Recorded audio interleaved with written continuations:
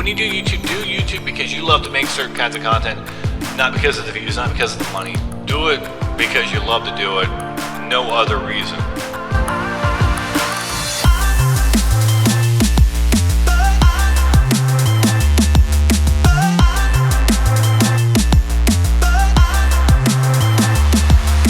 Hey, what's up? Hey. How's it going, man? All right. Yeah, I'm reading this article. I've been following the Division the last few years when it first was announced, and unfortunately, I didn't get a chance to play the beta, which I really wanted to, but I didn't get a chance. I watched plenty of gameplay, talked with other friends who had played it. Most of it was positive. More to the point with relating to this article. The article talks about how the DLC, which this baffles me even more. The first two DLCs, Underground and Survival, will be released a month prior to PS4's release of the DLC, but the third installment of the DLC will be released simultaneously across all three, which honestly kind of makes my brain hurt because I don't understand that move at all. I was never really a fan of timed exclusivity to begin with for games or content. I think if you're gonna do exclusives, don't even put the word time in it. Just make it exclusive to whether it's a game or content to that console or not at all, and make it multi-plat, because I think overall, I'm not the smartest cookie in the basket, but I feel that it's somewhat lazy attempts at trying to market and sell your products, and it's also pointless. I don't see how you're going to sell as many consoles or even games with that move compared to just making the Division. I don't know. I'd rather them make content, even if it was just content on the PS4. That's at least I can respect that they're at least doing it only on one platform to make people really make that jump. Because a month, Bob, you have school. You might have a job too. I have a full-time job. By the time the month rolls around, oh, I just beat the game. Who cares that it was a month delayed? I'm not gonna care.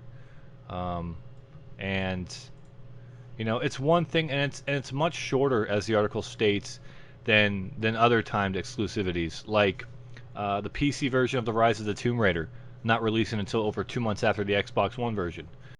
And I really hope that it's sort of delivers, but I don't know. That's what that picture I sent you. The picture that I just sent you is an in-game screen cap that someone took of the Division. Whoa. Now here's the thing. All right. Player collision. You can collide with other people's models like you can with real life.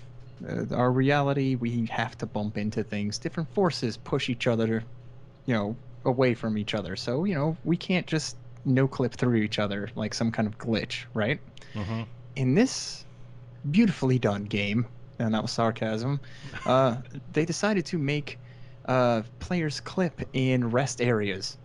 So when you need to go up to one of the very first things to activate your quest and register your character, you bump the character away from the laptop while they're using it and turning in the quest. So like you have tons of players that just booted up this game for the first time at launch, and they can't even activate the first quest because you can bump into other people, right? You can bump into and interrupt each other. How annoying is that? That's so funny now, though. Wait at the same a minute. time, oh Here my it gosh. comes. Here it comes. Okay, the players had to organize their own line in order for each person to get a turn in the quest. That's hilarious. Now, from an MMO standpoint, that is a joke. All right, if you've ever played an MMO before, I mean, there are hundreds to thousands of people playing on a server, especially big ones like World of Warcraft. I mean, that's not big anymore, but like big time MMOs have tons of people running around in cities and stuff. Can you imagine how much of a hassle it would be if you really did just bump into every single player? You know what? Like in an auction house, or turning it into a specific NPC in like a tight spot. So this is easily fixable, and they looked over it. They just they just glanced over it. They never thought about this. Like how do you make an MMO and not think about this kind of stuff? Like they should have made it. I don't know if it's in Destiny, like where you could just walk through other people. I know it doesn't seem like oh you could ever do that in real life, but that's ironic though that this is happening because these are the sort of things that happen in real life. You don't want these things in your games because it's like oh, if I wanted to get bumped in a line and stand in a line for hours or whatever, I'd go somewhere in a bank or somewhere. That's the irony behind it. I think it's hilarious and annoying all at the same time. These same people are even keeping their eyes open for people who cut the line and stuff like that. Like no joke. Like this is line simulator. And some people have even said like, "Hey, when are we having like a DMV simulator?" Like I mean, you can even look at the mini map at the top left. Look at that straight line of circles. Oh that's yeah. Just super bright. Just wow. I can't fathom this. I mean, don't get me wrong. I know Ubisoft isn't one of the best developers ever, and they claim to be a AAA developer, but I don't understand how a AAA, someone who's supposed to be the best of the best, would overlook something so simple. At first, I thought I was watching or seeing Watch Dogs because Ubisoft made Watch Dogs, correct? Mm-hmm. Yeah, correct. And I could kind of tell it had a Watch Dog-esque. I don't know, just the lines and the way they did the format of the game. Hey, dude, there's tons of pictures of people. Someone even complaining about cutting in line and stuff like that too. Hold on. I can even send you a video. Like some dude just created his character and he's ready to play, and he walks into the room and tons of people are just freaking out everywhere. I mean, I understand that they want a realistic, things in your video games like, oh, you can bump into people, but I think they didn't realize, or I didn't even think this sort of thing would go as to where it would work against their favor of realism. Like, maybe we shouldn't have done this. Maybe we should have just made it so you could walk through things, other players. Yeah, especially in safe zones. Right, safe right. Zones is the most important aspect of it. It's like, hey, honey, I'll be there in 5 minutes for dinner. I'm waiting in line right now to, get my quest completed. They can't get to it because... This is when you register your character. Can you imagine starting? So you can't even get to starting the game without this crap happening. Correct. Oh my gosh. This is right after you make your character, and it's like, all right, you need to go register your dude, and it's like, okay. One guy's holding his hand up like, hey, back away, guys. And But yeah, as far as the DLC goes, the DLC completely unfair. It's unfair to the players, which are the people who are buying your game, and as far as the actual industry goes, it does not send a good message whatsoever. The fact that people can get an experience bonus before you and things like that, like no one in an MMO likes having the whole these people paid for something and then they got extra buffs for it. Mm-hmm. You know what I mean? Like, if everyone got it, like if everyone who reserved the game, like it's more understandable as even like a reservation piece. Like if you reserved, you get a code for a special item that gives you like 10% extra experience for so long. All right, fine. So everyone who reserved it, everyone who actually wanted the game, boom. It doesn't matter what console you're on. It doesn't matter what platform you're on. As long as you reserve it, you get the experience bonus.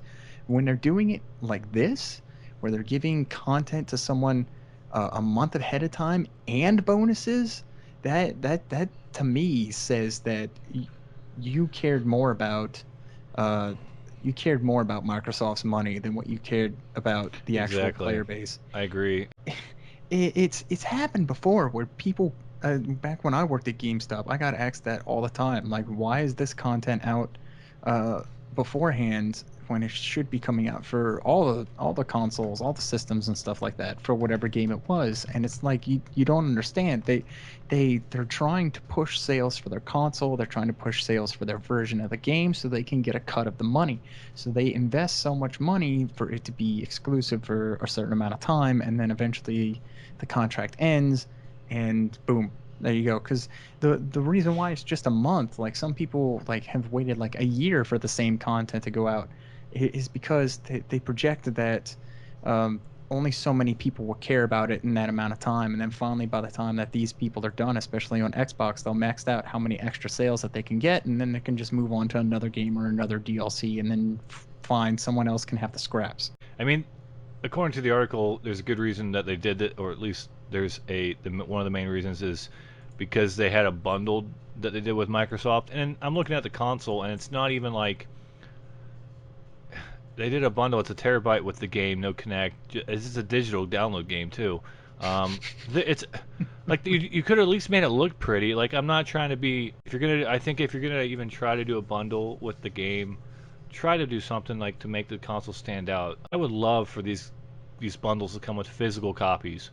And I'm gonna bring another point up. I may be right or wrong, but for me personally as a collector, if I were to buy a bundle within the game, if it had a physical copy, I'd be more inclined to buy the bundle because of my, just collector side. Oh, I'm reading more on this article about, like, they have updates articles with it too. Apparently, 3 hours ago, posted by one of the writers, Cody Gravel, the Division, he titles this, the Division player hits level cap in 15 hours. Someone has already hit it. The Division is even a full 24 hours into its release yet, but one player has already managed to reach the game's level cap in a record time. Ubisoft doesn't know anything about MMOs. They didn't do their research. That's level it. 30. This is the guy, I think, who reached... They didn't do research. They didn't figure out what was the best way to make an MMO, and they're just like, yeah, this is almost just like an MMO, and they don't know anything about MMOs. They never experimented previously with the formula in any other games. They I mean, I'd hate to say it like this. They just don't know what they're doing. There's no way you're gonna tell me that something's not wrong with that. You know what I mean? Someone reaching max level in your MMO in less than 24 hours, there's something wrong. Like, you guys just didn't plan it out right. You just didn't. Yeah, I mean, I'm rereading over another part where we had talked about, that line that they had to form in order to actually get done with the mission, and then with that level cap that someone's already reached. I mean, how many more people are going to reach that level cap in a week? You know what I mean? If people know the strategy of how he did it, or if they go back and redo a new character, if they have to stand in line first, I mean, who knows? Like, if I pick this game up in a week, a month, imagine that. How many people will be at level cap already because of maybe the poor leveling system, or just how easy it may be to do it a certain way, exploiting the game where you can... I don't know. I gotta tell you, I don't know how many more times I want to say this because I know I'm gonna be a broken record, but it's Ubisoft. Right. Like, okay, with one of their latest Assassin's Creeds, they tried to put in cell phone game level chest, right? Like, you know how like you'd run around in the city, go on rooftops and everything like that, and collect stuff like from chest. Well, they'd have chest that could only be accessed through premium means. Like, almost like a cell phone game. Like, all right, cool, here's this chest, I just found it, and it's like you can't even open it. You can't even open it because you're not like a premium member. What is that? I paid $60 for this game, and you're telling me I can't even explore and just open up this chest? Like, those are the kind of people that you're dealing with. They don't care. They don't care about making a good MMO. They cared more about hyping up what they could with the Division and then making the money back that they could from all the hype that they did. It's as honest as it can possibly be. Ubisoft is not a good developer anymore. They don't care. They don't. Thanks again for stopping by, Bob. I appreciate you having here again. So thank you very much. Thank you for having me.